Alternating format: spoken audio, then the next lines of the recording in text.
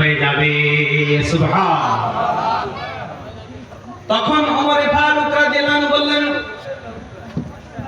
এই ছেলে শোনো, তোমাকে একটা তোমার উপকারের কথা বলি। ছেলে বলতেছেন, বলেন উপকারের কথা।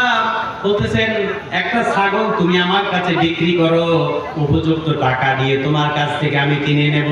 তোমার মালিক যদি এসে বলে যে একটা ছাগল কোথায় গেল, তুমি সুন্দর করে বলবে যে একটা ছাগল বাঘে খেয়ে ফেলেছে। তোমার মালিক তোমাকে কিছু বলবে না, লাভের থেকে তোমার বেশ কিছু টাকা তোমার পকেটে জমা হবে। তখন ওই রাখাল বলতেছেন, এ পথিক, খবরদার, সাবধান হয়ে যান। কার সামনে আপনি কথা বলতেছেন? আমি মালিককে বুঝ দেব যে একটা ছাগল বাঘে খেয়ে ফেলেছে। ওই মালিকের, যিনি মালিক আল্লাহ রাব্বুল আলামিনের চোখকে আমি কেমনে ছাপাবো? আল্লাহ রাব্বুল আলামিন দেখবেন, আল্লাহ রাব্বুল আলামিন সবকিছু দেখেন, সবকিছু জানেন। হযরত ওমর ফারুক রাদিয়াল্লাহু তাআলা তখন তার পরিচয় দিলেন যে তোমার মতো প্রজা পেয়ে আমি ধন্য হয়ে গেলাম, আমি তোমার প্রতি খুব সন্তুষ্ট হয়ে গেলাম। তোমার উত্তর শুনে তুমি আমানতের খেয়ানত করো না। সম্মানিত হাজির, ওই রাখালের ভিতরে আল্লাহর ভয় থাকার কারণে, কলিজার ভিতরে আল্লাহর ভয় থাকার কারণে ওই গহীন জঙ্গলের পাশে থেকেও তিনি এই সামান্য আমানতের খেয়ানত তিনি করতে পারেন নাই। কথা ঠিক কিনা? আমানতের খেয়ানত করা যাবে না। এই জন্য আমি কোন দল মত নির্বিশেষে আমি কথা বলি, আমরা বারবার খালি প্রতারিত হই। যারা দেশকে ভালোবাসে, যাদের ভিতরে আল্লাহর ভয় আছে, কেমনে বুঝবেন আল্লাহর ভয় আছে? আচার আচরণের দ্বারাই বোঝা যাবে। আচার আচরণ, অ্যাক্টিভিটিজের দ্বারা বোঝা যাবে সে কোন দলের কোন মতের, সেটা আমি বুঝি না। যারা দেশকে ভালোবাসে, দেশের মানুষকে ভালোবাসে, যাদের ভিতরে আল্লাহর ভয় আছে, এই জাতীয় মেম্বার থেকে শুরু করে জাতীয় পর্যায় পর্যন্ত আপনারা প্রত্যেকের বিবেক আছে, জ্ঞান আছে, বুদ্ধি আছে। আমি কোন দলের নামের কথা আমি বলতে চাই না, যে দলের হোক, যাদের ভিতরে দেশপ্রেম আছে, মানুষকে ভালোবাসে, দেশের মানুষকে ভালোবাসে, পকেট প্রেম যাদের ভিতরে নাই, এই জাতীয় লোককে আমরা যদি বেছে বেছে যদি নির্বাচিত করতে পারি, তাহলেই এই দেশের মানুষ কিছুটা সুখ এবং শান্তি পেতে পারে। কথা ঠিক কিনা? এই জন্য নির্বাচনের সময় খুব চিন্তা ভাবনা করে, আমি কোন রাজনীতির কথা বলতেছি না, কারোর পক্ষেও না কারোর বিপক্ষেও না, একদম নিরপেক্ষ ভাবে কথা বলছি। আমরা বারবার প্রতারিত হই, কাজে সবকিছু চিন্তা ভাবনা করে রায় দিবেন।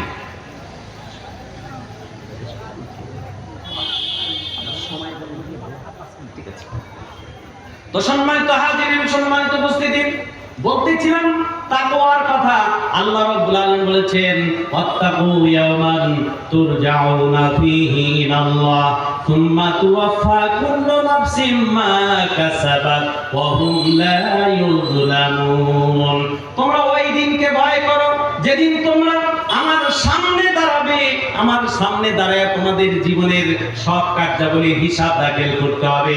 এই অনুভূতি যদি আমরা ভিতরে তৈরি করতে পারি, তাহলে আমরা সত্যিকারের মানুষ হিসাবে কবরের দেশে আমরা ঢুকতে পারবো। আর যদি এই অনুভূতি যদি আমাদের ভিতরে তৈরি না হয়, তাহলে এই হাত পা চোখ নাক কান মানুষ ঠিক আছে, কিন্তু সত্যিকারের মানুষ হিসাবে ওই কবরের দেশে ঢোকা যাবে না। আর যদি সত্যিকারের মানুষ হিসাবে কবরে আমরা ঢুকতে না পারি, তাহলে এই দুনিয়াও বরবাদ, আখিরাতও বরবাদ হয়ে যাবে। এজন্য সম্মানিত ভাই এবং বাবাজিরা, আল্লাহ তাআলার কাছে যে জিনিসটা সবচাইতে দামি, সবচাইতে মূল্যবান, ইন্না আকরামাকুম ইনদাল্লাহি আতকাকুম, তোমাদের ভিতরে আমি আল্লাহর কাছে সবচাইতে সম্মানিত, সবচাইতে ইজ্জতওয়ালা ওই ব্যক্তি, যে ব্যক্তি আমি আল্লাহ রাব্বুল আলামিনকে সবচাইতে বেশি ভয় করে। এই জন্য ইসলাম নেতা নির্বাচনে কে কৃতদাস, কে গোলাম কে কার কৃতদাস এইটা দেখে নাই, যার যোগ্যতা আছে সেই উপরে চলে গেছে। হযরত বেলাল রাদিয়াল্লাহু তাআলা আনহু একজন মানুষ, হাবশী গোলাম কৃতদাস, সেই বেলাল রাদিয়াল্লাহু তাআলা আনহুকে রাসূল পাক সাল্লাল্লাহু আলাইহি সাল্লাম মক্কা বিজয়ের সময় মসজিদে বাইতুল্লাহর মসজিদে মুয়াজ্জিন নিযুক্ত করলেন। আর কাফের বেঈমানেরা নানা রকমের কটূক্তি করতে লাগলো। মুহাম্মদ আর কোন লোককে পেল না যে বেলালের মতো, যাকে দেখলেই ঘৃণা লাগে, নাউযুবিল্লাহ মিন যালিক, যার যে কাকের মতো কুচকুচে কালো, তাকে দেখলেই মানুষের ঘৃণা লাগে, সেই একজন বেলালকে বাইতুল্লাহর মুয়াজ্জিন হিসাবে নিযুক্ত করলো। তখন আল্লাহ রাব্বুল আলামিন আয়াত নাযিল করেন, ইন্না আকরামাকুম ইনদাল্লাহি আতকাকুম। এই কাফেরের বাচ্চারা, কাফেরের গোষ্ঠীরা, তোরা কি বুঝবি?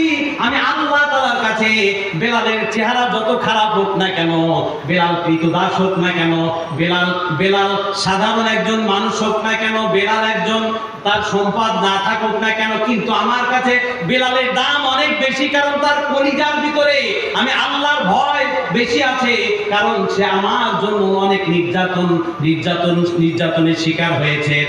সম্মানিত হাজির, এই জিনিসটা আল্লাহর ভয় ভিতরে আনার জন্য রাসূল পাক সাল্লাল্লাহু আলাইহি সাল্লাম 23টি বছর তিনি প্রাণান্তকার চেষ্টা করেছেন মানুষের ভিতরে আল্লাহর ভয় নিয়ে আসার জন্য। আল্লাহর ওলিগণ, নবী, আম্বিয়া আলাইহিমুস সালাম সকলেই একই কাজ করেছেন। মানুষের ভিতরে কি করে আল্লাহর ভয় আসে? আল্লাহর ভয় যদি মানুষের ভিতরে এসে যায়, তাহলে ওই এমপি হয়ে, মন্ত্রী হয়ে, চেয়ারম্যান হয়ে, মেম্বার হয়ে কেউ রড চুরি করতে পারবে না, গম চুরি করতে পারবে না।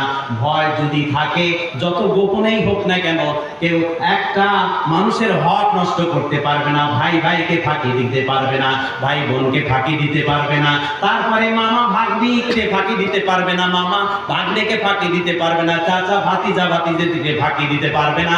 এক কথায় সব যদি আল্লাহর ভয় যদি ভিতরে এসে যায়, তাহলে এই মানুষটার সাধারণ মানুষ থাকে না, সোনার মানুষে পরিণত হয়ে যায়। সুবহানাল্লাহ। রাসূল পাক সাল্লাল্লাহু আলাইহি সাল্লাম এরকম মানুষ তৈরি করেছিলেন কিসের দ্বারা?